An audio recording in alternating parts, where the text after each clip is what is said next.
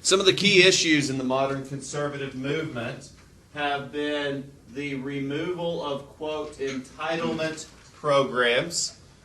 And these are programs that provide guaranteed benefits to specific groups. And one issue that really irks conservatives is A, the high cost of these programs, and B, the stories of fraud associated with some of these programs. Ergo, welfare provides guaranteed benefits to people, therefore people abuse these programs, would be a classic conservative argument. Many have also been skeptical of the civil rights movement. For example, the use of busing to integrate schools. Some have argued that the requirement to bus students over long distances creates an unnecessary burden on taxpayers.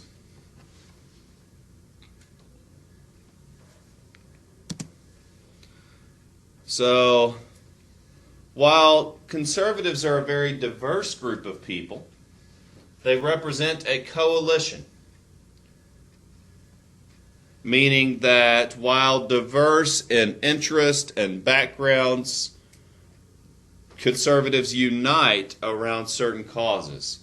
In 1980, this coalition called itself the New Right.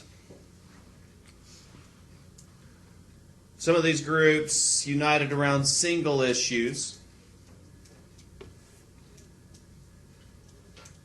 Some conservatives claimed at this time that affirmative action was, quote, reverse discrimination.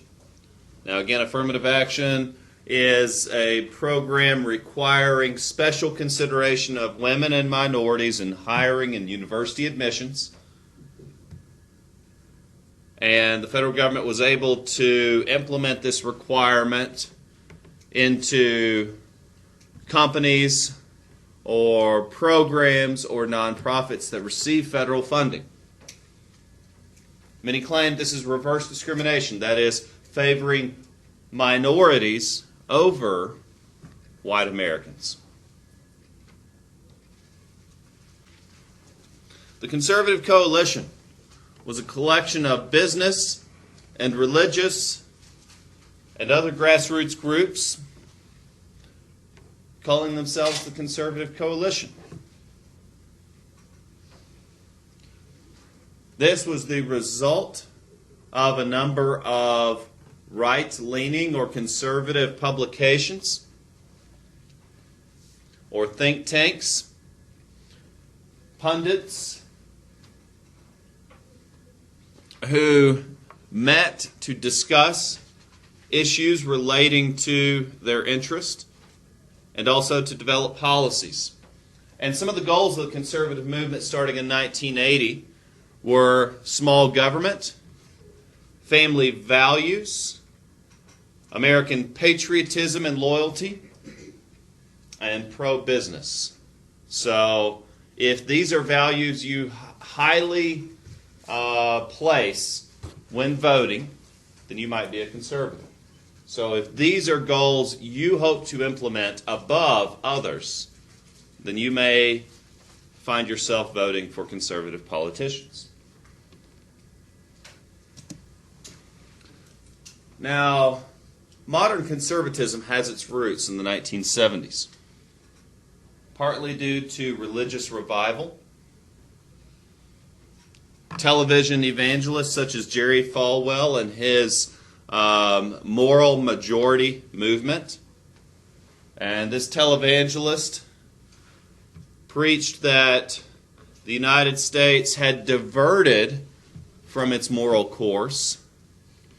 He had a strong following among fundamentalist Christians, and that is Christians who adhere to the fundamental teachings of the Bible, take it at its face value. And again, his movement was called the moral majority. And Jerry Falwell endorsed various conservative candidates for political positions.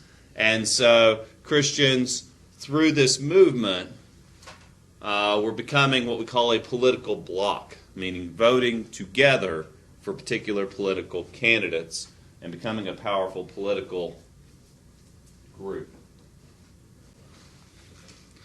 Now, in 1980, Ronald Reagan won the Republican nomination for president. His running mate, George Herbert Walker Bush, is going to go on to be president after Reagan's tenure. Reagan had started his public career as an actor, but had been a long-serving member of the Republican Party. He had served 2 terms as governor of California. He had been involved in the Republican Party ever since the 1960s. And so he'd had a long career. In the 1980 presidential election, Reagan was running on these conservative issues that we've just talked about. He claimed the economy was on a weak standing. The Iran crisis had hurt the reputation of the United States, and that we needed a strong leader who would respond to these diplomatic crises with a firm hand. He was called the Great Communicator. His experience in Hollywood had taught him the power of breaking down complex issues in a simple way so that uneducated Americans could understand them. He developed a reputation for providing clear and simple answers to complex questions. He won the presidential election with 51% of the popular vote, carrying 44 states in November of 1980. This also allowed, because most people vote down party ticket, for a Republican majority in the Senate.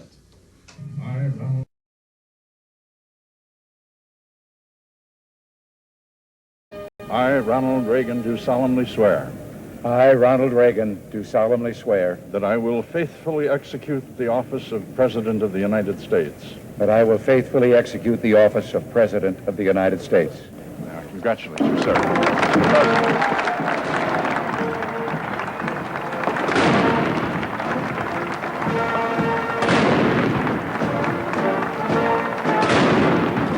As a government, not the other way around.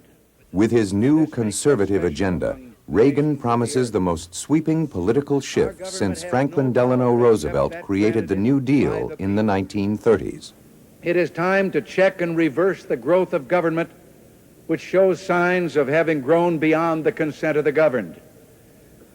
It is my intention to curb the size and influence of the federal establishment and to demand recognition of the distinction between the powers granted to the federal government and those reserved to the states or to the people.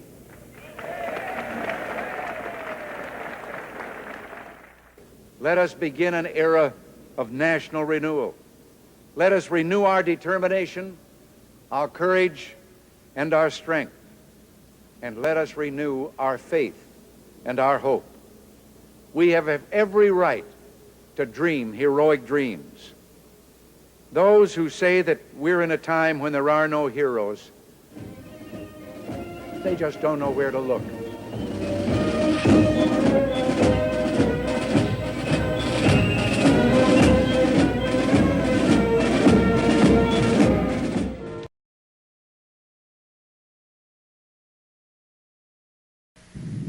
Today we celebrate the first glorious anniversary of the Information Purification Directives. We have created, for the first time in all history, a garden of pure ideology, where each worker may bloom, secure from the pests, obeying contradictory reports. Unification of the laws is more powerful a weapon than any fleet or army on earth. We are one people, with one will, one resolve, one cause. Our enemies shall talk themselves to death, and we will bury them with their own confusion. We shall January 24th, Apple Computer will introduce Macintosh. And you'll see why 1984 won't be like 1984.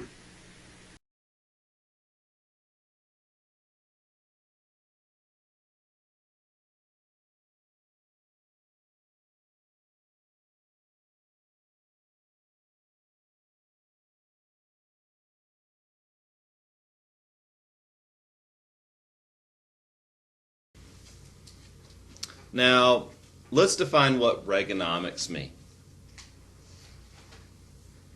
And I'm going to try to outline Reagan's economic policies for you. For one, this president believed that private investment could be encouraged by reducing the size of the federal government. He called his concept Reaganomics. Like any president, they have to advertise and promote their ideas. So his catchy phrase was Reaganomics. And encompassed within this concept is conservative economic philosophy. And that is budget cuts, reducing the size of the federal government, means tax cuts. By lowering taxes, you increase the income of the average American. But then finally, Reaganomics also encompasses increased defense spending. And so that's what we're going to unpack throughout this lesson. What do these budget cuts mean? How were these tax cuts designed to affect the economy? And why increased defense spending? Number one, let's unpack budget cuts. Reagan claimed that entitlement programs meant to benefit the middle class were creating a culture of codependency. That by continuously bailing out the poor, we were teaching the poor to be lazy and promoting a sense of inferiority. And therefore, we were not providing people the necessity to fix their own situation. Essentially, Reagan was advocating a termination policy for the poor. And so he believed in cutting programs that would benefit the poor, that would benefit the urban population, for the purpose of teaching people to suck it up and fix their own problems. Conservative economics. I, Ronald Reagan, do solemnly swear That I will faithfully execute the office of President of the United States. that I will faithfully execute the office of President of the United States. Ronald Reagan was not everyone's hero, but he certainly dominated the headlines that shaped the year. He promised a tougher line abroad, but at home, his chief target was the economy. He lowered taxes and slashed government spending. That was his recipe for boosting production and cutting inflation. They called it Reaganomics. The president needed all the friends he could get. His tough line was creating victims. America's air traffic controllers went on strike in August for better pay and conditions. It created havoc for a while, but the president had an answer. He replaced them with military controllers. Union leaders were led away in shackles and the union itself dismantled. It was the kind of crushing victory even the president's supporters had not expected. What hurt more people were the massive cuts in welfare programs. In September, thousands of American workers gathered in Washington to tell the president it was no way to balance the budget. Economists also attacked the Reagan strategy. They said high interest rates were stifling investments and creating unemployment.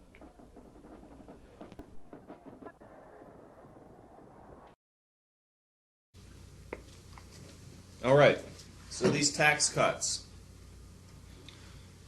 Reagan's economic theory has been called supply-side economics. And this theory holds that lower taxes will result in greater investment into the economy. That is private, voluntary investment.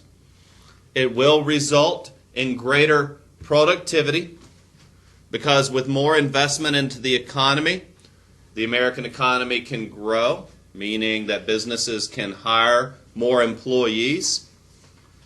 And so greater productivity means more jobs. And that with more jobs, we have a greater supply of money in the middle class. And so Reagan's theory was based on the idea that if we cut taxes to the wealthiest Americans, they will in turn invest that money into the economy. Ergo, investments into business will lead to an enlargement of businesses and greater investment, leading to more jobs, leading to more money into the economy. So if you agree with that theory, you are a conservative in regards to economics. And so Congress, remember, Congress was on board with Reagan's election. He gained a majority in the Senate. And so Congress decreased taxes by 25% over the next 3 years. So American taxpayers were slashed in 1/4. That's significant. Part of Reaganomics also preached, and Reagan's conservative coalition was based partly on the need for strong defense. And so throughout Reagan's presidency, the Defense Department's budget was almost doubled. Now, where did he get the money for this, you may ask? Wait, didn't Reagan just cut taxes by 25%? So part of this was paid for through cuts in social programs. So wait, Reagan took money from the poor to pour money into the military? Yeah, that's conservative economics. Where did he get the rest of the money? Well, let's see. So part of this idea of defense spending was to maintain an aggressive position towards the Soviet Union in hopes of ending the Cold War. In 1980, Americans were very concerned about the threat of nuclear war. It was part of our popular culture. I was watching G.I. Joe at the time. The big G.I. Joe movie came out in the early 1980s. And it was based on the idea that this global terrorist network was bent on destroying the world through weapons of mass destruction. We were raised on the fear of the threat of nuclear war. Reagan's solution to this was called the Strategic Defense Initiative, also known as the Star Wars program. Star Wars had just came out, and so it was very popular to attach the idea of Star Wars to this global defense initiative. It was an anti-missile defense system. Reagan was proposing that we place lasers on satellites capable of destroying intercontinental ballistic missiles. True story. Here's a little more about it. Then in March of 1983, Reagan decides to raise the stakes with a new initiative that the Soviets could never have imagined. It is called SDI, the Strategic Defense Initiative, or as its detractors would call it, the Star Wars program. What if free people could live secure in the knowledge that their security did not rest upon the threat of instant U.S. retaliation to deter a Soviet attack, that we could intercept and destroy strategic ballistic missiles before they reached our own soil or that of our allies? Overstating it a bit, it was like it was on the grocery shelf and all we had to do was have the will and the money and it was here. And of course, 24 years later, we still don't have it, and we will one of these days, but he was way off in his time frame. He was very naive on that, but he was dedicated to SDI. Many of the Russians said The only reason that Reagan could be developing SDI is because he intends a first strike nuclear attack against the Soviet Union, and he doesn't want retaliation. That was about as dangerous as could be. Adding to the Soviet fears of a first strike, Reagan also authorizes the deployment of American Persian II nuclear missiles in West Germany. Does he really mean it? Tough rhetoric, huge buildup, seemingly moving toward nuclear confrontation. People in this country were very concerned about it. People in Europe were concerned about it. And if the Soviets, if I perceive them correctly, they were very concerned about it. Now, the period between 1981 and 1982, which, by the way, when I was born, so I was born during the worst recession since the Great Depression. Now, this has recently been eclipsed by the 2008 recession, but early in 1983, consumer spending eventually fueled an economic upturn. And this did show evidence of more consumer confidence in the stock market. During this time, we did see a decrease in the rate of inflation, meaning that the value of money was not decreasing as quickly as it had been prior. And we also saw more employment. So, if we look at the history of the stock market, trace the Dow Jones from the Great Depression until the present day, you'll see a line steadily going upward. And that means that the gross domestic product of our country has steadily grown from the Great Depression to the present day. But you'll also see the line go up and down and up and down, and various reasons for this. Because in 1987, the market crashed once more, and then recovered, and then continued its steady climb. And so once again, we see this often. But the effects, unfortunately, are felt by the very poor. In fact, did you know that for every percentage point that unemployment goes up, supposedly 40,000 people lose their lives? So this has a real life and death type of significance. So Mr. Reagan was proposing smaller government. However, a reduction in price coupled with a doubling of defense spending means that we are going to outstrip revenue, essentially deficit spending. So President Reagan and his deficit spending to double the size of the military required new taxes, required an unbalanced budget. In fact, did you know that the national debt doubled by the end of Reagan's first term? Let me just say that again so it sinks in. The national debt doubled by the end of Reagan's first term as president. Sometimes the economy can be simple. If you double the size of the military while cutting taxes 25%, granted, this is the, quote, good old days of conservative economics, but this is the result of what happens. It is the president's sovereign right to pick Supreme Court justices. Ronald Reagan appointed the first woman to be a justice of the Supreme Court, Sandra Day O'Connor. And during Reagan, who served a 2-year presidency, and his successor, George H.W. Bush, who served 1 term during those 12 years, other presidential appointments made the court much more conservative. And so during this time, the court placed restrictions on civil rights as well as abortion. And so remember, this conservative coalition included 3 basic groups of people. Those who supported the Republican Party for social reasons, the pro-family movement. Those who supported the Republican Party for economic reasons. These were called corporate conservatives, who favored the tax cuts on the wealthy. And then finally, those who supported the Republican Party for military reasons. The idea of the strong defense. There were many who supported this doubling of defense spending.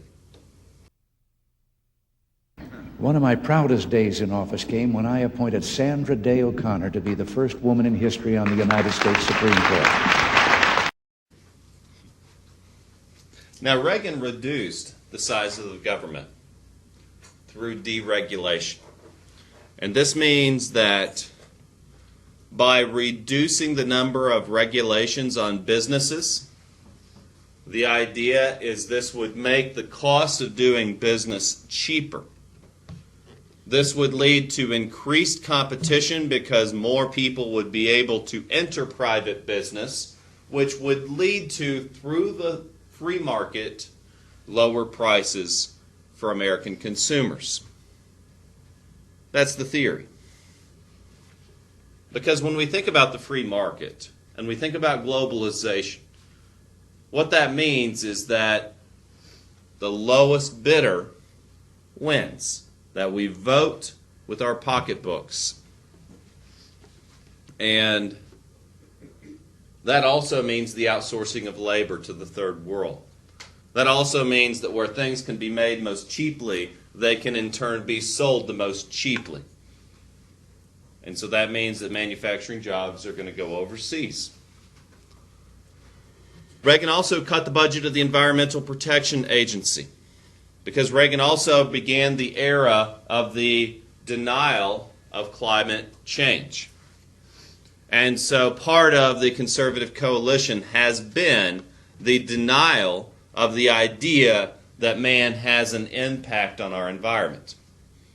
And so through deregulation and through the cutting of programs, Reagan believed this could reduce the size of the federal government and justify his doubling of defense spending.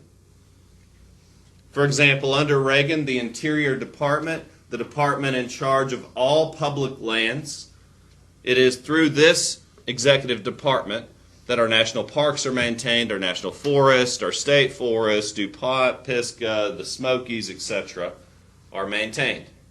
And under Reagan, this department permitted more oil drilling, lumbering, and coal mining of these public lands. In fact, millions of acres of these public lands were sold off to private corporations.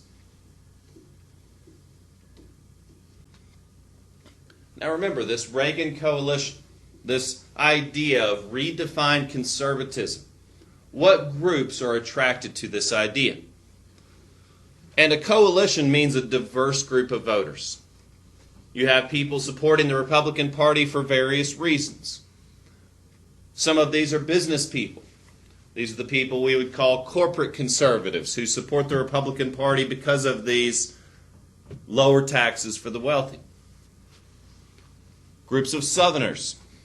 Which Southerners as a bloc, well, that's too diverse, that's too big. We have to generalize. And so that's what Republicans do in elections, is think, how can we generalize? What statements can we make to this block of voters? What is it about Southerners that Southern conservatives value so much? And that's where, again, the Family Values campaign came in, claiming that America had lost its way in regards to morality. And this idea of social conservative attracted many Southern voters. Westerners. Again, Republicans, and what Reagan was so brilliant in being able to do was to think and generalize about what do these various groups of people value. And so when thinking about Westerners, Republicans, again, had to generalize because we're talking about millions of people. And so by generalizing, the idea of conservative economic and social theory, the idea of small government, of government getting out of the way and letting people live their lives, that concept was very appealing to Westerners. And then finally, Reagan Democrats. What is a Reagan Democrat? Well, that is a former Democrat turned Republican. And we've learned through the 1960s and Truman's integration of the armed forces, what was it that caused Democrats to leave their party? And we learned that it was because of the Republicans' resistance to civil rights. And so Reagan knew he had it in the bag with former Democrats if he simply made small statements that communicated to Southern Democrats frustrated with their party's civil rights stance. All he had to do was make a few coded statements to grab these people, to just let them know that he wasn't a strong supporter of civil rights either. And so this leads us to the 1984 presidential election. The Democratic candidate chose to run against Ronald Reagan was Walter Mondale. Geraldine Ferraro was chosen as his running mate. So she would have potentially been the first female vice president. She was the first female to campaign for any type of presidential election. Why her name is significant. Unfortunately, this bit of history is trivial because Reagan and Bush won in a landslide. You see, this idea of the redefining of republicanism was very attractive and very popular. And again, this is why people point back to the Reagan era as the glory days of the Republican Party. Because even though today the Republican Party holds more elected offices than it ever has, even since the time of Reagan, you could argue that today the Republican Party is more powerful than ever. I mean, look at the state of North Carolina and you'll see we are a Republican-dominated state. We are a sea of red, if you will, with pockets of blue in various cities. But in terms of what does it mean to be a Republican, well, that's where the Republican Party is breaking up. That's where the future of the Republican Party today is uncertain. And that's why so many Republicans point back to the Reagan era as the glory days. Why?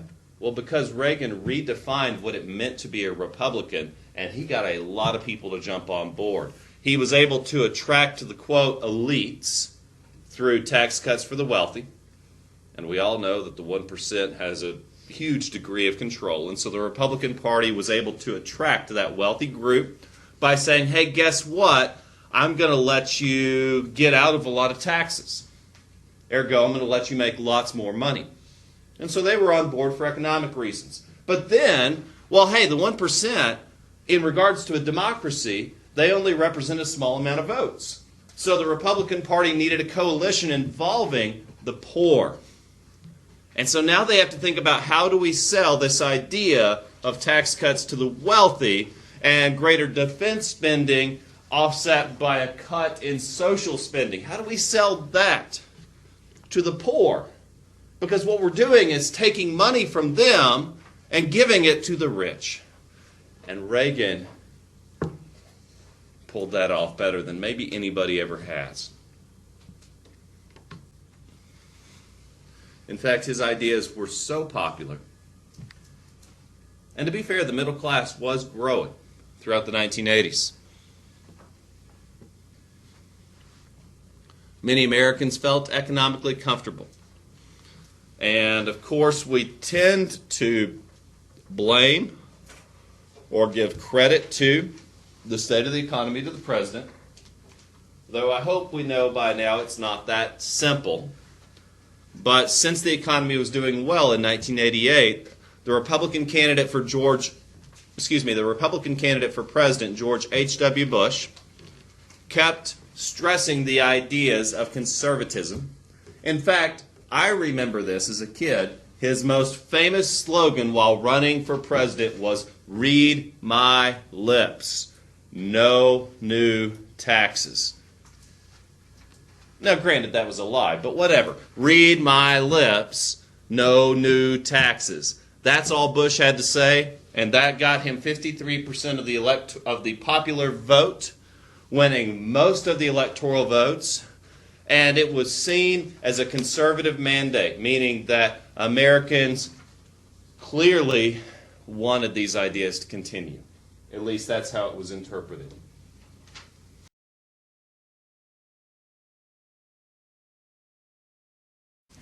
Let's begin with health issues. One of the more interesting movies that brought popular awareness to the AIDS epidemic was the movie Philadelphia. Tom Hanks starred as a homosexual young man who by the end of the movie contracted HIV. In fact, wound up, well, I'm not going to tell you the ending of the movie. It was a powerful film. Highly recommend it. And like many of these other popular stories, it brought the human element and the personal feel to a worldwide epidemic. Acquired immune deficiency syndrome is caused by a virus and transmitted through bodily contact, meaning blood or bodily fluids.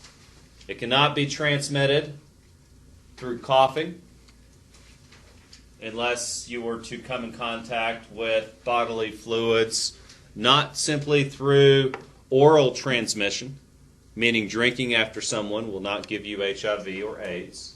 Yet, when this was brought to the popular consciousness in the 1980s, there were many misunderstandings. One of the first celebrities to contact AIDS was the famous basketball player Magic Johnson. And I do remember when I was a kid watching a basketball game, Magic Johnson got injured and some of his blood went onto the basketball floor, and it caused a panic. People were leaving the game. They stopped the game entirely and brought a hazmat team in to clean the floor before the game could commence. Now today we've cleared up many of these misunderstandings. In fact, transmission through blood can only occur within a very narrow window.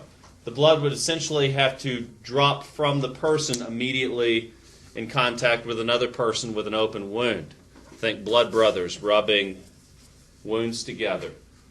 Yet, transmission of that type is very rare. Sexual contact is a possible means of transmission, though, again, the exchange of blood would be necessary. And so it makes it unlikely, yet a possibility.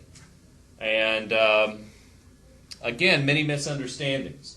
And as the epidemic grows, and with no known cure for AIDS, it did bring increasing concern over how to prevent the transmission of this disease and how to deal with it once people contract it. And so this was a big part of the national conversation. Now, we also know that the famous Supreme Court case Roe v. Wade legalized a woman's right to have an abortion in the first trimester of her pregnancy. In the 1980s, battle over abortion intensified. This issue, more than many others, has polarized our country. So much so, I avoid discussions of this subject. You won't find too many people that have mild feelings on this. It's often strong feelings. Opponents of abortion call themselves pro-life. Supporters of the abortion, supporters of a woman's right to have an abortion call themselves pro-choice. Now, in 1989, the Supreme Court ruled that states have the right to place additional restrictions on abortion. And to the present day, certain states have made it more difficult. Other states have made it more available. It is up to the states still currently. I, Ronald Reagan, do solemnly swear I, Ronald Reagan, do solemnly swear that I will faithfully execute the office of President of the United States. that I will faithfully execute the office of President of the United States. Congratulations, sir.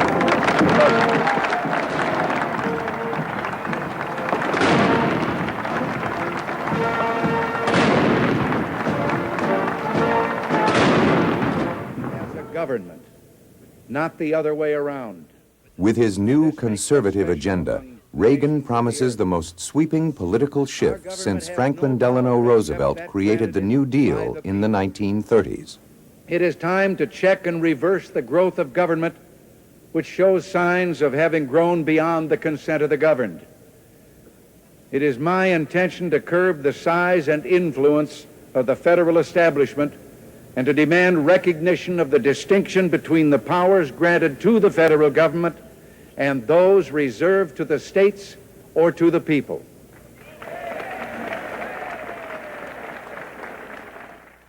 Let us begin an era of national renewal. Let us renew our determination, our courage, and our strength. And let us renew our faith and our hope. We have every right to dream heroic dreams. Those who say that we're in a time when there are no heroes, they just don't know where to look.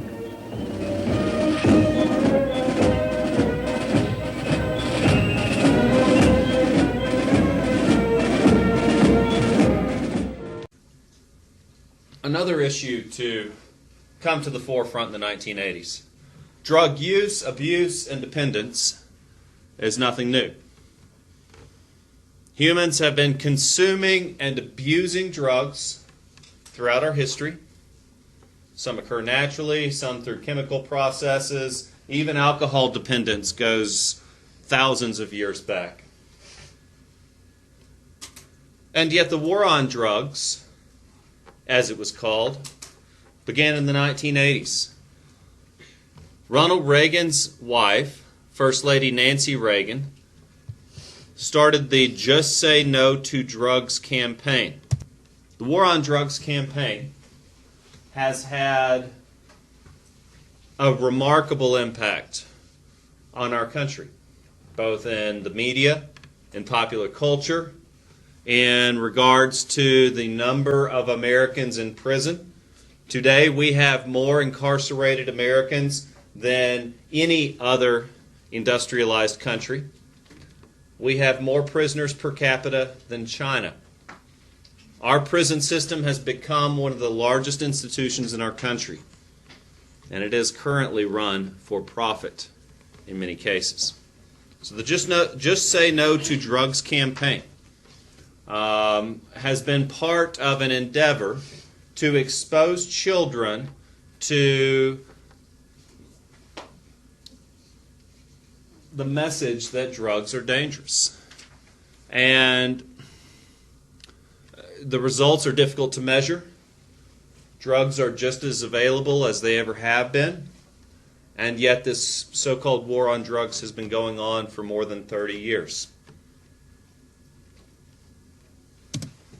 In regards to education, in 1983, a study was released claiming that United States students were behind students in most every other industrialized nation.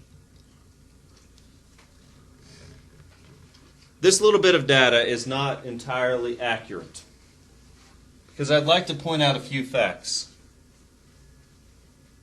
We in America believe in providing the opportunity for education for 100% of our children. 100% of our children have the opportunity for a free and public education. We believe that as a society, and we stand to that, and a mighty effort has been undertaken to provide this opportunity to all of our children. Other countries don't offer that opportunity. For example, in China, children take a test in 8th grade, and this test determines whether or not they get to stay in school. If you don't do well on the test, you go into the workforce after 8th grade. The suicide rate among 8th graders is rather disturbing in China, not only because of the levels of stress associated with this exam, but the levels of despair associated with the lack of success. Yet, they only measure those students who have done well on that test. We measure all of our children. Therefore, we will always lag behind other nations in regards to U.S. education. It's not a measure of our success. It's really a highlight to the strength of that value, that we continue to provide that education for all. Where this information becomes concerning is when I see politicians use statistics like this for their personal gain. For example, the George H.W. Bush initiative called for the school choice program, the funneling of public money away from the public schools so that students could choose to remove themselves from the public school and take that money with them. Because right now, to keep you here costs, well, even a regular high school costs roughly $12,000 a year. That's significant. Someone is paying for that. That's a burden on taxpayers. The idea of the school choice program was that if you decide you don't want to be affiliated with public schools anymore, then that tax money should go back with you. And that was called the school choice movement. It's still ongoing today.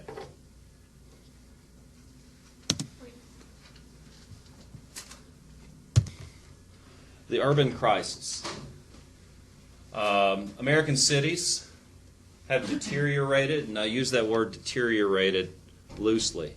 I mean that the tax base of inner cities has declined as more affluent Americans are leaving urban areas, going to suburbs, places considered more desirable to live.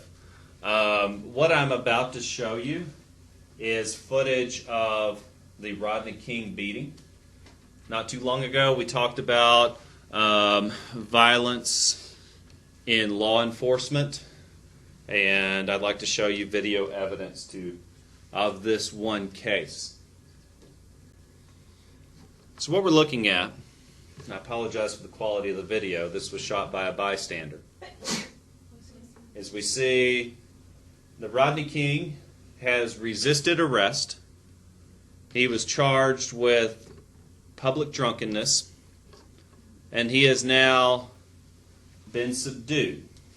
He is no longer a threat to these officers, yet what you are witnessing is documented police brutality. The results of this were rather inflammatory. This occurred in April of 1992. And though you could argue that this was an isolated incident, like the case in Baltimore, like the case in New York, like the cases in Florida, like the multiple cases around the country, people used this evidence to point to a larger problem. Sure, some tried to claim that Medgar Evers' death from members of the Ku Klux Klan was an isolated incident. Sure, people tried to claim that various lynchings were isolated and handled. Sure, Lieutenant William Kelly's defendants tried to claim that these were isolated cases and they were handled swiftly. Yet what we've also seen are patterns and evidence of a larger problem. And sadly, the reaction to this case, now, political gains and losses. Let's talk about the modern equal rights struggle. The Equal Rights Amendment was not ratified by 1982. Still not ratified. The amendment to prohibit discrimination and to place it into the Constitution. Still not there.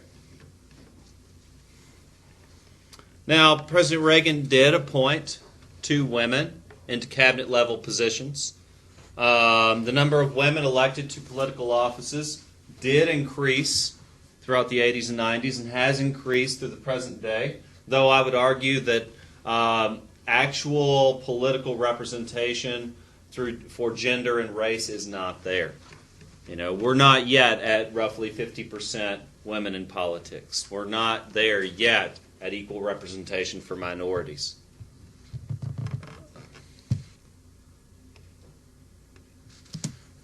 In regards to inequality, women still earn less than men. Almost 1 out of every 3 single mothers are not able to financially provide for their children. There is an ongoing movement for pay equity. And if this is something that you feel passionate about and would like to get involved with, then our local chapter of the National Organization of Women is based out of Asheville. This organization and many others are working in the movement towards pay equity. That is, that pay or income should reflect one's ability and effort and level of responsibility. And it should have nothing to do with one's gender or race. This movement has been ongoing for quite some time. And sadly, if you're keeping up with the news, the U.S. soccer team has highlighted how we're not yet there. Now, in some cases, we do have pay equity. In government jobs where salaries are posted publicly, pay equity is mandated by law. Yet the tricky part is that in private enterprises, owners of private businesses retain the right to hire and fire who they choose for what reasons they choose. And as long as discrimination cannot be demonstrated, it cannot be enforced. And employers retain the right to pay people whatever they choose to. And that's part of free enterprise. And income in a private business is confidential. Employers can require that you are not allowed to disclose how much money you are paying someone. Now, that's not going to stop people from talking, but that is going to stop pay equity lawsuits in court. If an employee discloses what they make and what their coworkers make and tries to use that information to bring up a discrimination suit in a private business, that's a breach of contract. Case is dismissed. And so prosecuting pay equity, enforcing it, has been difficult. In fact, if you remember us talking about Reaganomics, and you remember we asked the question, how on earth did Reagan pay for a doubling of the Defense Department while cutting taxes by 25%? And I drew you a little picture of a person in a hospital bed. Because you see, to pay for the increased defense spending while lowering taxes, Reagan cut social programs. Some of these were budgets for daycare, budgets for programs that were helping families. Well, you got to have lots of tanks, right? Got to beat the commies. Sorry, sick kids. The modern civil rights movement for race equality. By the mid-1980s, many cities have African American mayors. Numerous communities have been electing blacks to local, state, and federal positions. In the 1980s, the first African American governor was elected, Douglas Wilder. Jesse Jackson became the first African American to run for a political primary for president. Though he did not win the nomination, he made history by being the first black person to run for a national primary. More African Americans have been able to enter the middle class and hold professional or managerial positions. Though I could argue that we're still not there in regards to true political representation for African Americans.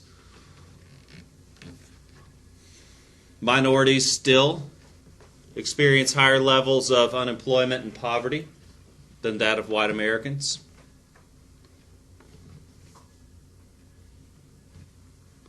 And that is still something that we face as a society today.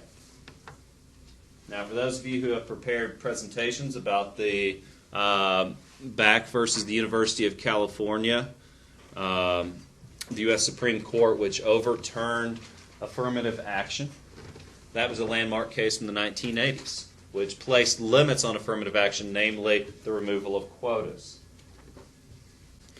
But now let's talk about the movement for civil rights for the LGBT community. Excuse me, I got ahead of myself. First, let's talk about Latinos. We'll come back to that in a moment. Latinos are the fastest growing minority. Some states have elected Latino governors. Many Latinos have entered into political office. In fact, Reagan appointed Lauro Cavazos as Secretary of Education, Antonia Novello as Surgeon General, and the 1968 Bilingual Education Act provided English as a second language services for English language learners. So now those who need extra help learning English can receive those services through federal funding. And in fact, bilingual education is a high-need area. So this is a skill of yours or a passion that you hold. It's essentially a guaranteed job to go into schools to help with ESL programs. Now, opposition to these programs have arisen with the conservative movement. Some hold the belief that funding should not be provided to teach people English, and that's unfortunate.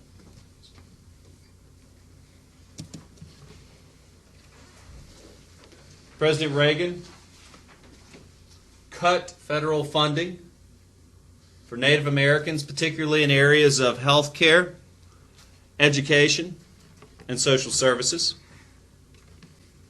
To offset this loss of federal funding for social programs, many Native American tribes have used the Native American Reorganization Act, which provided the tribes a level of autonomy from the federal government and from the state governments. And so tribes have used this autonomy to build casinos. For example, in Cherokee, the casino benefits the entire community. Every Cherokee tribes person holds a share in the casino. And each person in the tribe receives revenues and dividends from the casino's profits.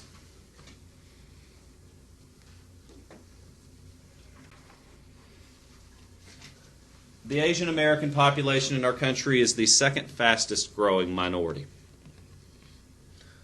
Asian Americans have a stereotype as being a successful people. However, like other minorities, Asian Americans have also experienced disproportionately higher levels of unemployment and poverty.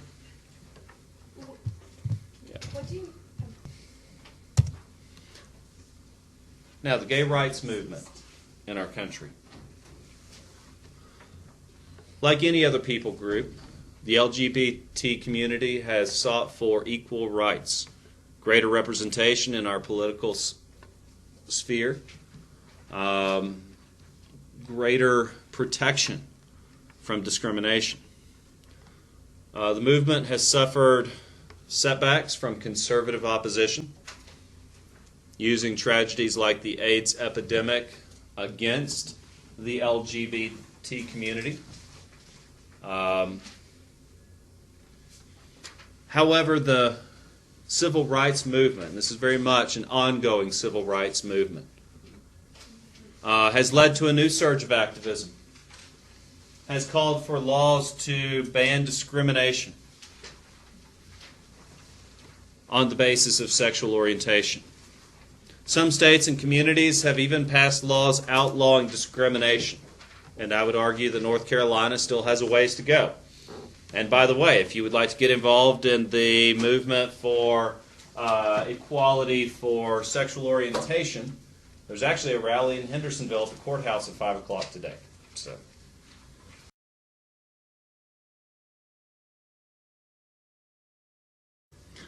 Well, first let's talk about the breakup of the Soviet Union.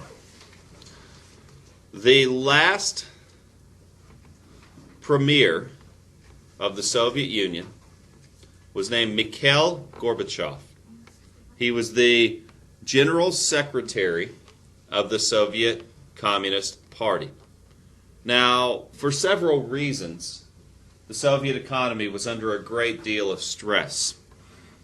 President Reagan's defense spending added increased stress to this economy. Part of Reagan's plan was to outspend the Soviets, and it worked. Now, granted, by doubling defense spending while lowering taxes by 25% in the United States, it doubled, if not tripled, our national debt during his first term as president alone. And we talked about how that contributed to a recession, huge strain on the U.S. economy.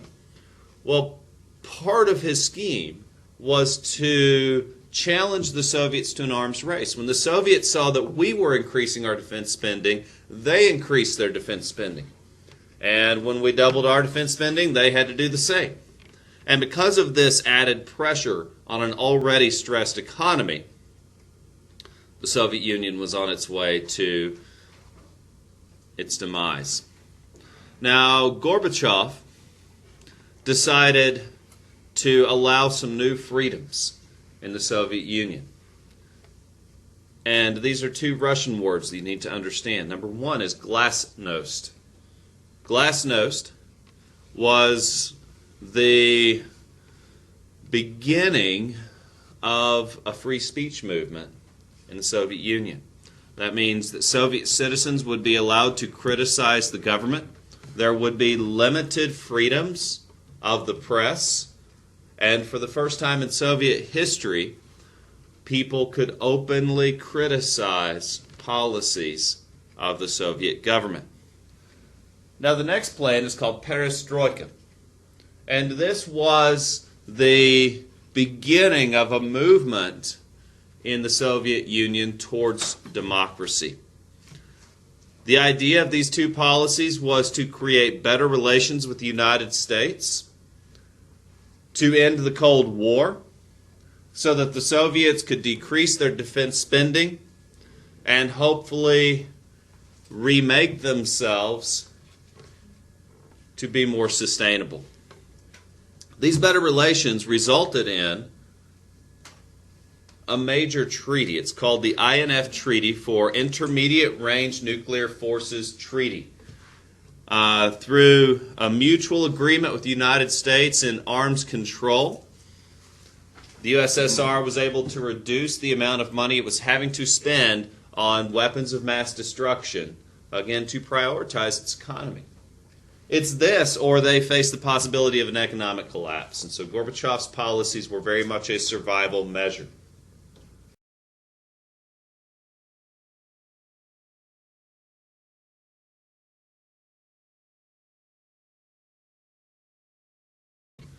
Because you see, by 1991, the Soviet Union was declining. Because of the weakness in the economy and the faltering Soviet government, 14 different pieces of the Soviet Union declared their independence in the year 1991 alone. Gorbachev was forced to resign as premier of the Soviet Union. In fact, by the time that he resigned, the dismantling of the Soviet Union was already underway. In 1993, the Commonwealth of Independent States had formed. The Second Strategic Arms Reduction Treaty had been signed, and the Cold War was over, as well as the Soviet Union.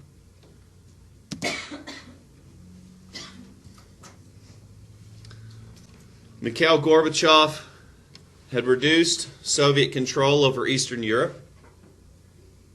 He encouraged these former satellite states to issue democratic reforms. By the end of the 1980s, the Berlin Wall was torn down. If you've been to the museum in Washington, D.C., you got to touch a piece of the Berlin Wall. And by 1990, the two parts of Germany, East and West, were reunited. Now, this is a major shift in policy for Europe. The Soviet Union was the largest country in the world, and Eastern Europe, controlled by the Soviets, represented as much territory, when you think of the entire Soviet Union, as the Nazis had conquered. And they held it for nearly 50 years. And now it's being dismantled. Czechoslovakia, the Baltic states, Hungary, Bulgaria, Romania, and Poland all became non-communist and all instituted democratic reforms. And so this represents a major shift in political power. It's called decentralization, where the big central government in Moscow begins withdrawing from these satellite states. Generally, this means more freedom for these states, though that comes with a time of transition, which is not always smooth. In fact, in Yugoslavia, a country that no longer exists today, civil war broke out. With the decentralization of government and the Soviets no longer maintaining control in this area, the people began to fight amongst themselves. We saw the same in India when Gandhi freed India from British rule, and that's great and all. But a civil war broke out right afterwards between Muslims and Hindus along ethnic lines. And we see the same in Yugoslavia along ethnic lines.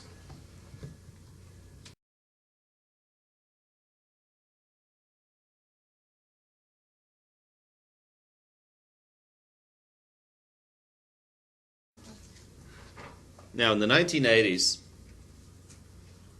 in fact, through to the present day, communism has continued in China.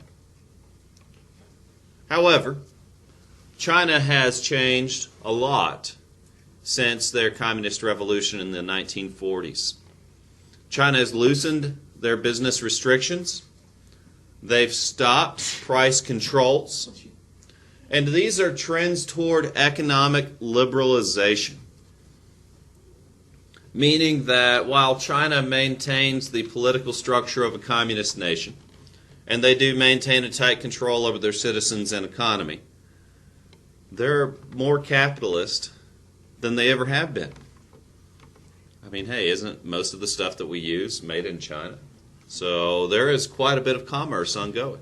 If you go into international business, you will benefit greatly from learning to speak Chinese.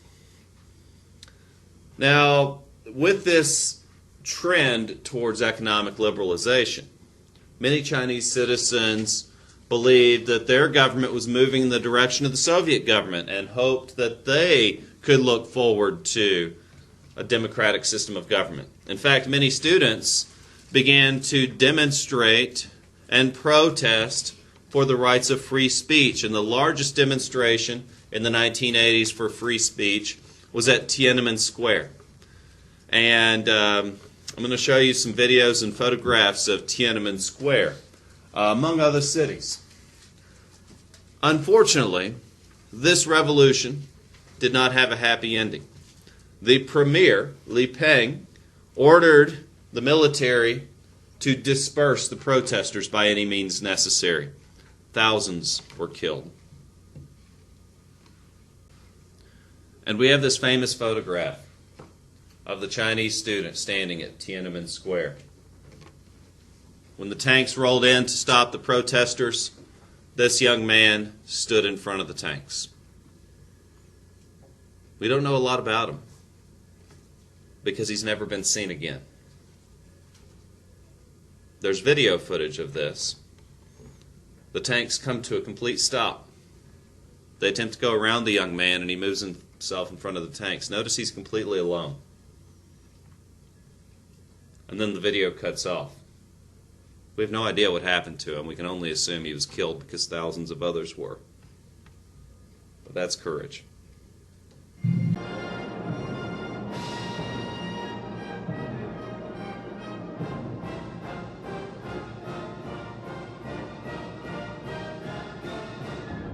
France had a Bastille Day to remember.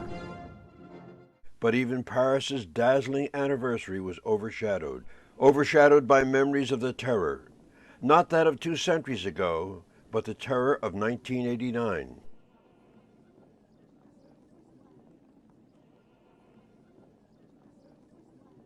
Thoughts were centered on recent events very far from the Champs-Élysées. For a few weeks in spring, the Young Guard had held sway in the heart of Beijing. The students demanded a new style of government. In the end, that is what happened.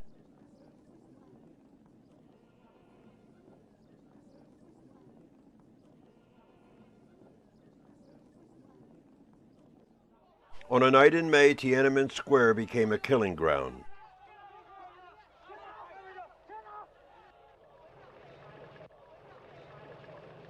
Bodies were broken, hopes were destroyed.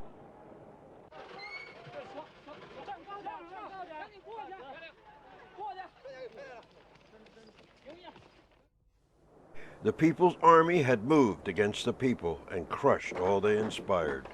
One man made a stand for freedom. Even tanks are daunted by such courage.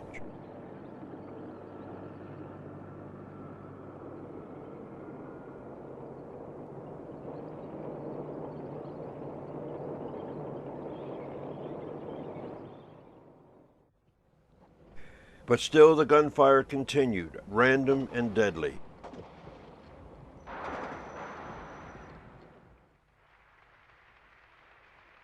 Those responsible showed no remorse and no mercy.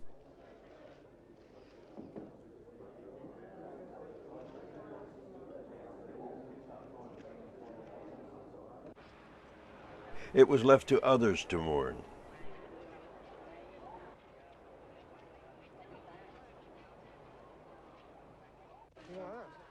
Fear ruled the streets.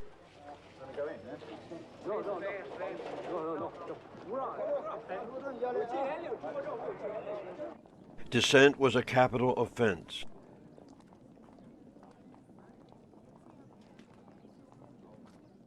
In just 7 days, the face of modern China was changed forever.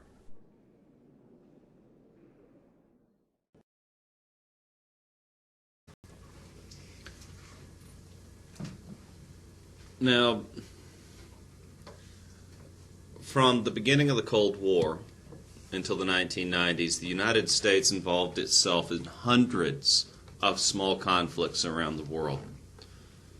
The general purpose of these was to prevent the spread of communism by supporting the uprising of small groups against communist leaders. One of these small countries that we involved ourselves in was Nicaragua in South America. A rebel group called the Sandinistas had taken over Nicaragua.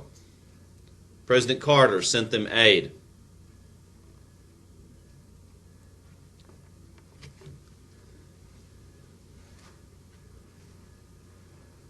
His successor, Ronald Reagan, branded this group as communist. And he secretly helped the opposition forces known as the Contras.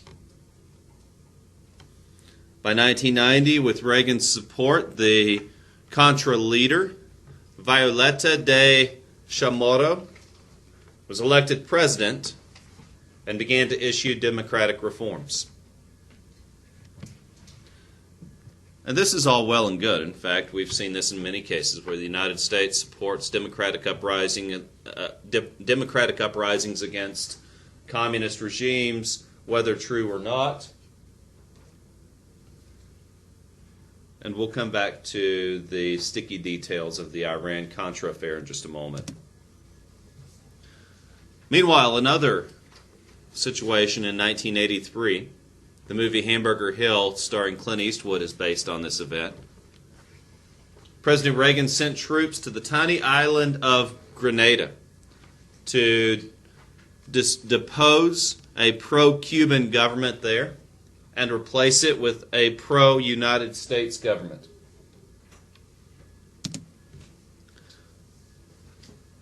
And then the tiny country of Panama, where the Panama Canal is.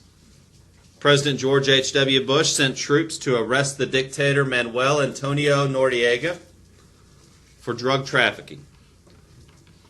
Noriega's regime had been involved in the production of large quantities of drugs that were being funneled into the United States. And as part of our war on drugs, we sent the U.S. military to countries around the world to arrest those who were involved in trafficking drugs into the United States. In fact, Noriega was sentenced to 40 years in American prison.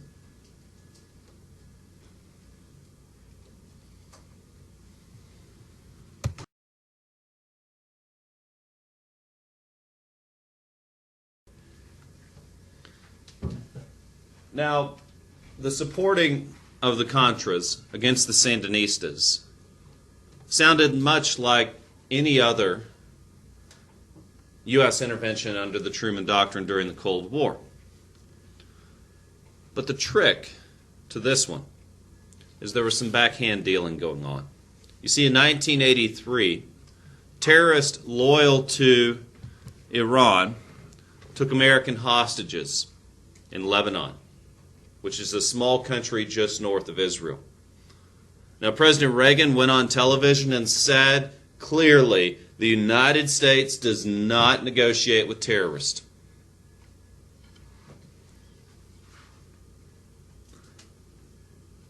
And before long, these terrorists were released. And publicly, Reagan claimed that we had done this through threat of force and not as a result of negotiation. The Iranians allowed these terrorists to go because of their fear of the great President Reagan. Yet in 1987, congressional committees formed to hold joint televised hearings in which several of Reagan's staffers were indicted for what was called the Iran-Contra scandal. How were these hostages released? It wasn't out of intimidation. It wasn't a threat of military reprisal from the United States. It was that in exchange for these American hostages in Lebanon, we sold weapons to Iranian terrorists, and we used the money from those weapon sales to fund the Contras in Nicaragua, who also won their revolution. That was called the Iran-Contra affair. Though publicly we did not negotiate with terrorists, that was a lie. These White House staffers involved in the logistics of this plan were indicted on felony charges, which, by the way, they were pardoned by George H.W. Bush when he became president.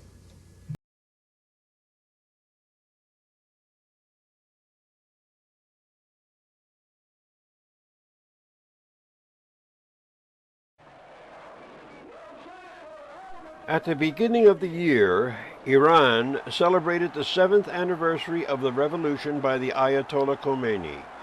It still appeared to Western eyes the most dangerous nation in the Middle East, preaching the most militant form of the Muslim religion.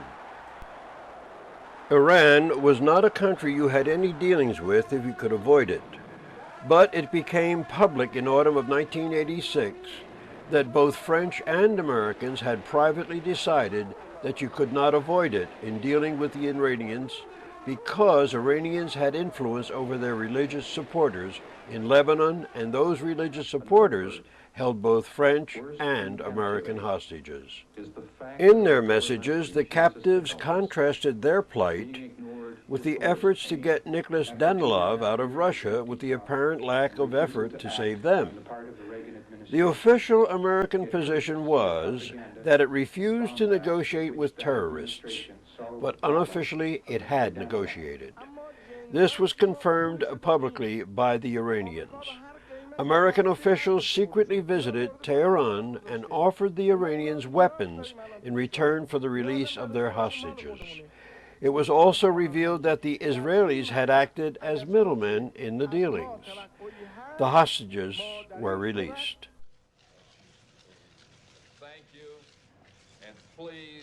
But President Reagan paid a high political price for their freedom. It was soon discovered that the weapons money paid by Iran was given to Contra rebels who Mr. Reagan supported in Nicaragua. So America broke 3 of its own rules. They had negotiated with terrorists, secretly sold arms to Iran, and given money to the Contras. It was not clear just how much President Reagan knew of these activities on his behalf. One of his top advisors resigned. Mr. Reagan's popularity sank.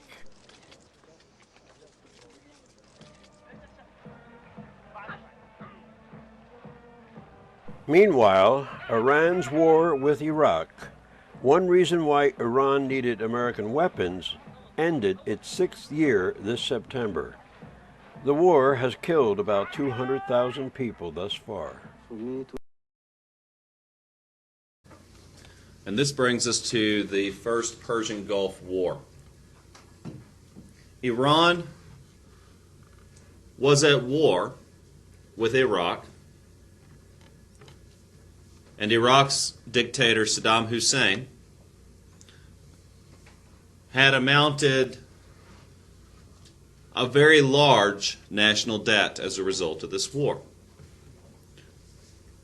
And so to recoup his financial losses, Saddam Hussein invaded the tiny state of Kuwait, which neighbors Iraq. This tiny little nation is full of oil.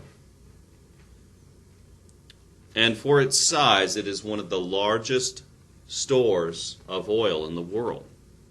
And when it was invaded by Iraq, it threatened the U.S. oil supply. Because if this large of an oil supply was controlled by a military dictator who we did not have good relations with, this could threaten oil sales. This could lead to an oil shortage. And we could not allow that. And so President George H.W. Bush and his Secretary of State James Baker organized an international coalition. And in 1991, Operation Desert Storm liberated this tiny state of Kuwait from Iraq. So why did we send over 100,000 soldiers to Iraq? To liberate this tiny state of Kuwait. Why did we liberate this tiny state of Kuwait? Because they had lots of oil. And because we wanted to buy that oil. And we were afraid that our oil flow would be restricted if it were controlled by a dictator. So it's time that Kuwait gets some freedom. So over 100,000 U.S. soldiers went to Iraq in a coalition of over 100 different nations. We incurred roughly 400 casualties in a 3-day ground war and roughly a 2-week air campaign, which resulted in over 100,000 Iraqi deaths.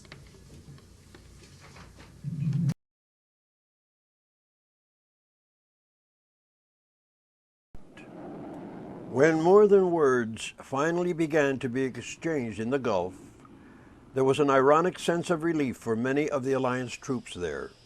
The waiting was over. The fighting had begun. In the first days and the following weeks, the alliance launched a series of air attacks inside Iraq and occupied Kuwait. Although some were in civilian areas, the alliance said its bombing was selective and specific.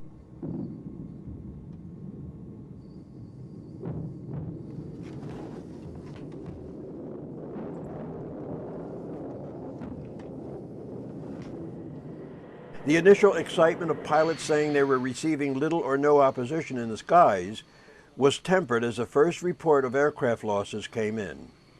The realities of war were beginning to be felt. Despite the sophistication of their technology, the media of necessity had to rely on the military authorities for any coverage of the attacks that were taking place. Much was being made of the Scud missiles being held by Iraq, able to be moved around to different launch sites. They proved difficult to track down and a serious threat, especially to Israel. There were fears that the Jewish state would respond to any Iraqi attack by joining the conflict, thus threatening the Arab-Western alliance. However, with the supply of U.S.-made Patriot missiles and some diplomatic pressure, Israel was persuaded not to respond when the attacks eventually came. Saudi Arabia came under Scud attack too. And it was clear, even with Patriot protection, a disabled Scud was not a safe one. Got a live hit on the air. Great, guys.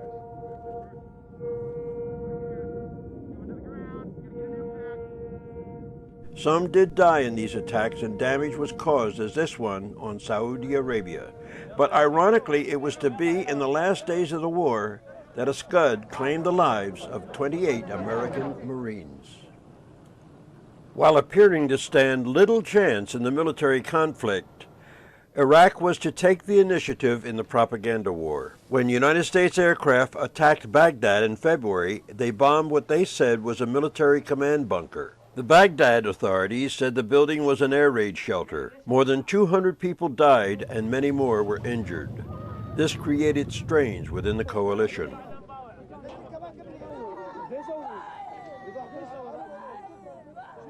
The first real ground exchanges in the war came in the battle for the Saudi border town of Hachi. Iraqi troops moved into the town and held it for a day before the alliance regained control after fierce fighting. It appeared Saddam's aim had been to provoke a full-scale coalition response, but the real land battle was yet to come. A huge oil slick appeared in the Gulf. Washington said that the Iraqis were deliberately pumping oil into the water. Baghdad said, however, that it is coming from oil pumping stations and tankers damaged in the airstrikes.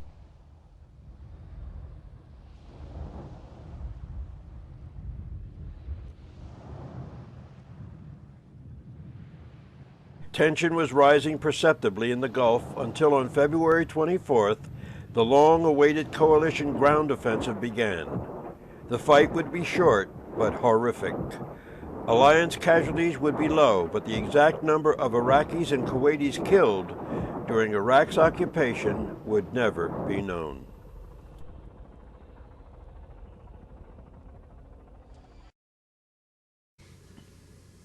Meanwhile, a little about George H.W. Bush. So, when Bush was elected president, we were in the midst of a deficit crisis, meaning that we were spending more than we were bringing in. This led to a recession which lasted for 2 years. Bush's primary campaign promise had been, read my lips, no new taxes. And like so many before him, he had been forced to break that promise. Approval ratings dropped significantly in 1992, and George H.W. Bush would not be reelected. That's pretty witty of you. Yeah. So the presidential election of 1992, President Bush was not able to convince the public that he could end the recession, was not able to convince the public that he could create jobs. In this election, we have George H.W. Bush running for re-election, the incumbent president, versus William Jefferson Clinton, the Democratic nominee for candidacy for president, former governor of Arkansas, first president born after the Second World War, and third-party candidate Ross Perot, who famously ran on his own dime, funded his own presidential third-party campaign, claimed that our deficit spending was our biggest financial problem. William Jefferson Clinton, more commonly known as Bill Clinton, won the election for president. During this time, the Democratic Party moved away from its progressive platform to a more centrist position. He hoped to create a more, quote, inclusive party, like Reagan, to build a coalition of diverse groups by maintaining a more moderate position in regards to politics.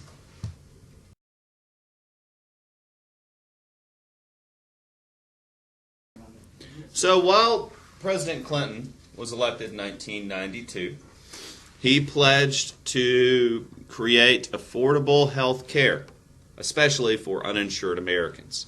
This would not even approach reality until 2010, and we still have a long ways to go with making health care affordable to all Americans. The Democratic position on health care has been to create a universal health care system. The Democratic Party has been working towards this goal since Franklin Delano Roosevelt in the 1930s, during a time when many European countries started their own nationalized health care systems, yet America is still behind in that regards. And Clinton tried this. First Lady Hillary Clinton led the team creating the plan, and the health care reform bill was presented to Congress, and it was not even voted on. In fact, it would not even be considered until 2010 when President Obama was elected. Now, President Clinton and the Republican-controlled Congress did manage to agree on legislation to balance the budget. Not only did Bill Clinton manage to balance the federal budget, he was able to create a surplus, meaning that throughout the 1990s, the government was actually bringing in more money than it used each year. And it used this money wisely to begin to pay off the national debt. Wow, what a novel idea. Throughout the 1990s, as a result of this budget surplus, as a result of the growing economy and the lessening of the American debt, the economy was doing awesome. Unemployment was on the decline, stocks were on the rise, tax revenues were going up. The 90s were a boom period in American economic history. Again, I grew up in this time. Let's talk about some real cost. In the course of a summer job, working minimum wage, I bought a truck in the 1990s. Is that even remotely possible today? No. By the way, paying for my own expenses? Right. Now, granted, I wasn't paying for my own food. I was still a kid. I was a young teenager. But I bought a vehicle working one summer on minimum wage, and I still had enough saved to do fun stuff throughout the school year. So, again, adjust for inflation, call it what you will, but you will not be able to do that in today's world.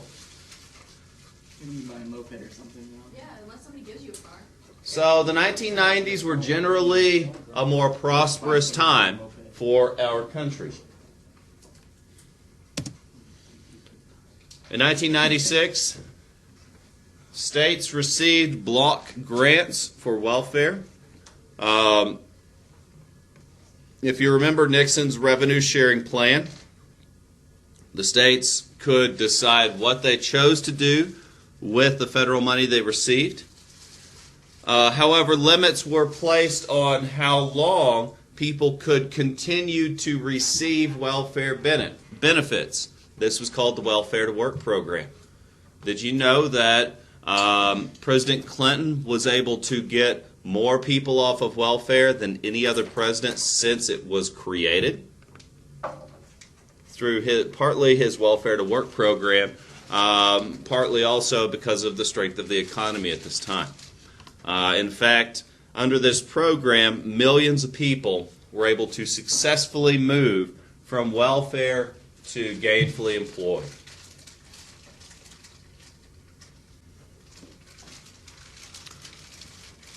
And now I want to briefly present to you the history of terrorism in the past 20 years. When I was a senior in high school, 2 students at Columbine High School in Colorado came into the high school armed with assault weapons and killed 13 students. Now, this great tragedy was shadowed by other similar tragedies. Copycat crimes followed, where other young people brought guns into other students, following the example of these 2 young people. And following this incident and string of related incidents, school resource officers were placed in schools, metal detectors in more dangerous schools, and students have been subject to random searches, and again, security levels of schools generally were heightened. The World Trade Center in New York City was bombed in 1993. This is not the 9/11 World Trade Center bombing. This was a different bombing. Terrorists used fertilizer-based explosives planted in vans. They parked the vans in the basement of the World Trade Center, and they managed to destroy the first 7 or 9 floors. Yet the building still remained standing. A couple years later, the Oklahoma City Federal Building was bombed, killing 168 people. The man responsible was arrested and remains in prison today. Throughout the 1990s, various U.S. embassies throughout the world were attacked. Military targets abroad were subject to attacks. We were engaged in a war on terror that was not called that. We had U.S. forces abroad hunting down various groups that was not specifically called a war on terror. Bin Laden was already a person of interest. Al-Qaeda was already of great concern. And we were investigating and searching for these. So what we're looking at here is footage of the Oklahoma City Federal Building. As I said, hundreds were killed in this terrible attack. The assailant still in prison today.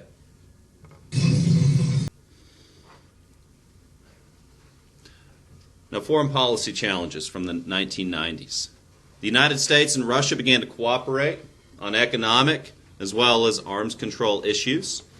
President Clinton supported giving China more permanent trade rights. Remember, Nixon opened up the door to China by going to visit, and then we've improved relations ever since. Throughout the 90s, we did have numerous situations of troops abroad. For example, soldiers were sent to Haiti, a tiny island country just south of Florida, to oust military rulers there. In 1995, we helped negotiate a peace agreement in Bosnia. We sent peacekeepers into a civil war in Bosnia to help resolve the situation there. Near the end of the 20th century, the United States and the North Atlantic Treaty Organization bombed Serbia to stop attacks in Kosovo. So we did have troops involved in various conflicts abroad. Just because the Cold War is over, that doesn't mean that we just withdraw all soldiers. We were still involved in numerous conflicts in both peacekeeping and regime change roles.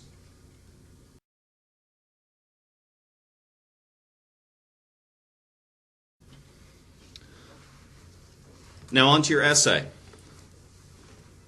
This time around you are writing about the North American Free Trade Agreement. And this trade agreement united economies of Canada and Mexico and the United States, giving free trade license for companies operating and conducting and doing business between these three countries. So essentially, companies can locate themselves in Mexico, where labor is cheaper, and they can sell their goods to the United States with no tax penalty. So economically, our three countries are linked through NAFTA. And so you're writing and forming an educated opinion and then seeking to persuade your audience that your opinion is the correct one. You're backing that up with evidence, considering the counterargument, and all the things you've done many times.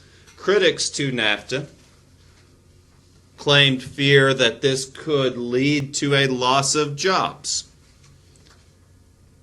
NAFTA is still the trade agreement that we have between the United States, Canada, and Mexico. And it has resulted in numerous jobs going to places where labor is cheaper. And it has remained controversial. And it is a major topic in this election.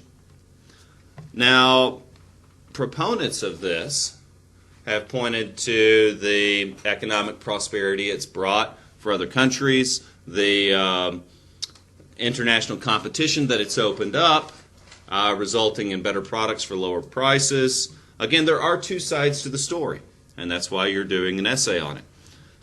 Now, in 1999, demonstrators met at the World Trade Organization, which holds their meetings in Seattle, Washington, to protest not only NAFTA but other globalization efforts.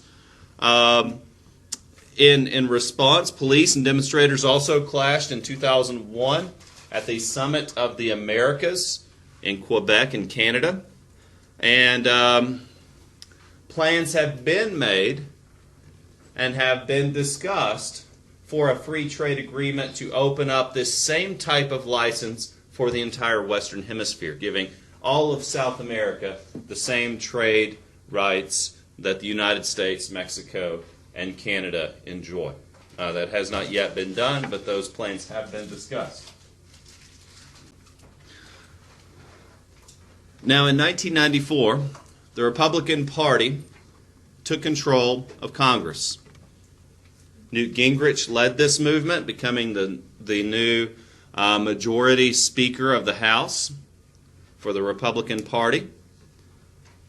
They led this takeover through a movement called the Contract with America.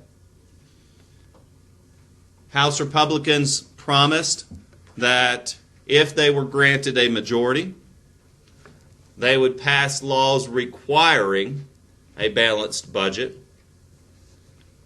lower taxes, as well as term limits for Congress. And so when the Republican Party gained control of Congress with a democratically led executive branch, even though Clinton was very much a moderate Democrat, a centrist politician, meaning trying to work on both sides of the aisle, legislature and executive often clashed over budget issues, often resulted in gridlocks because of a refusal to compromise. In fact, this refusal to compromise led to a government shutdown, which has occurred since. In fact, last time it occurred was about a year ago. And a government shutdown occurs when the executive and legislative cannot agree on a federal budget. Now, this does not mean the entire federal government shuts down. Necessary departments seen as vital to the safety and security of our country remain open. Soldiers continue to get paid. However, quote, non-essential functions and departments are shut down temporarily. National parks are closed. Any non-essential personnel are laid off until further notice when the federal government can resume operations.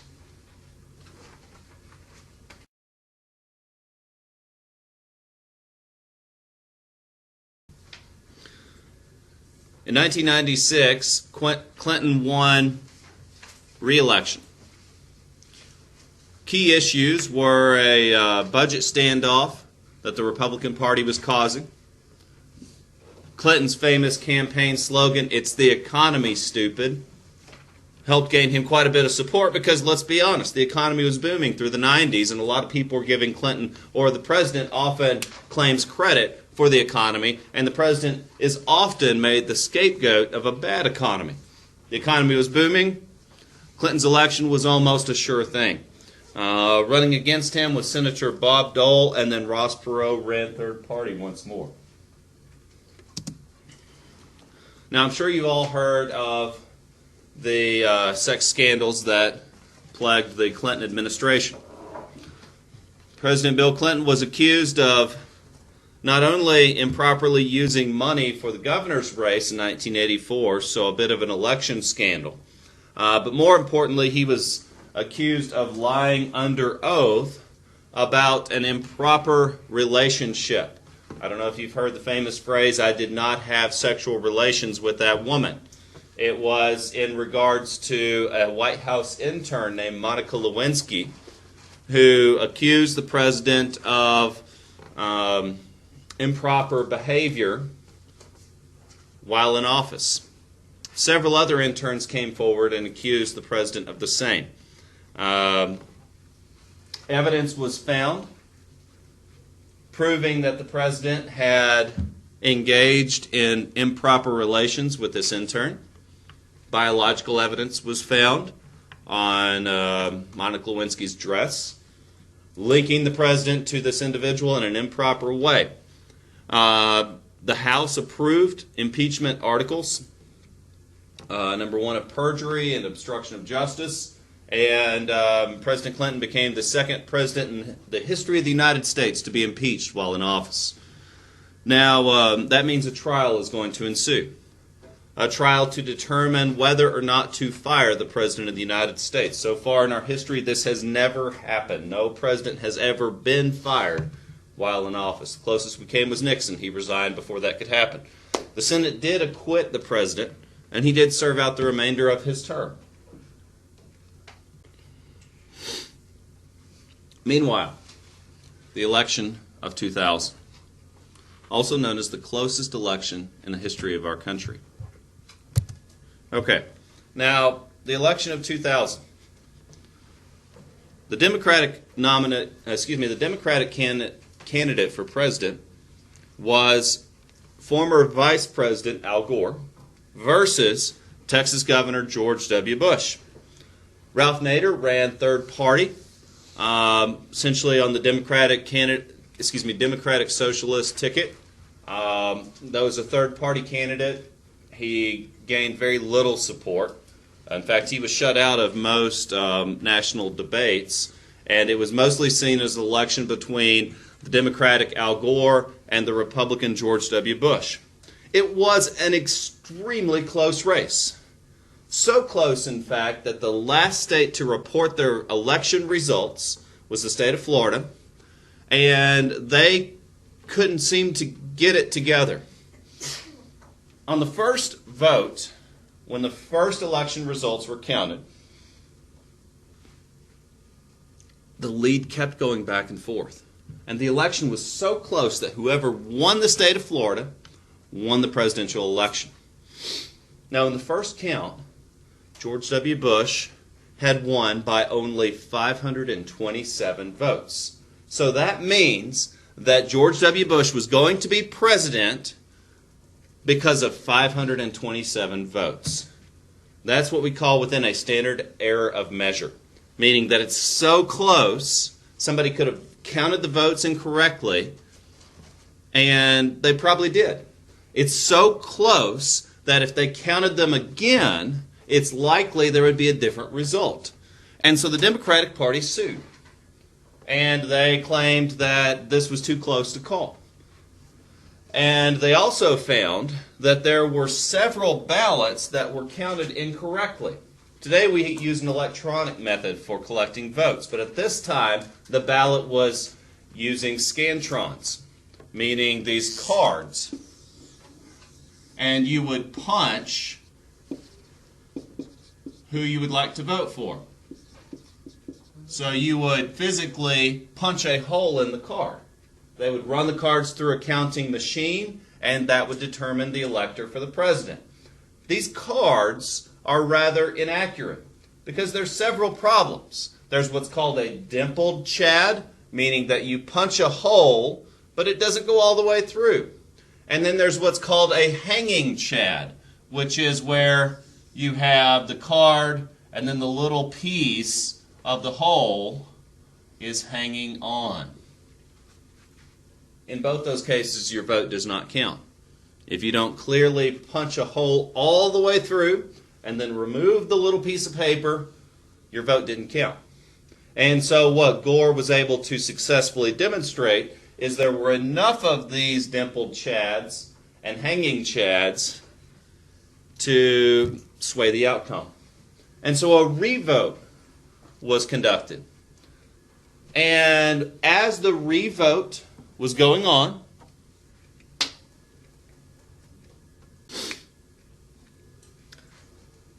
the alleged voting irregularities in several different counties suggested that Gore might be winning this presidential election.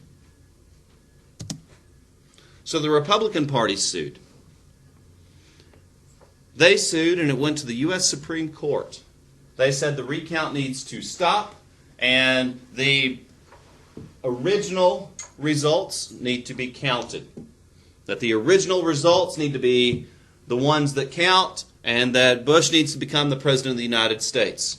The Supreme Court of the United States ruled that the recount had to stop.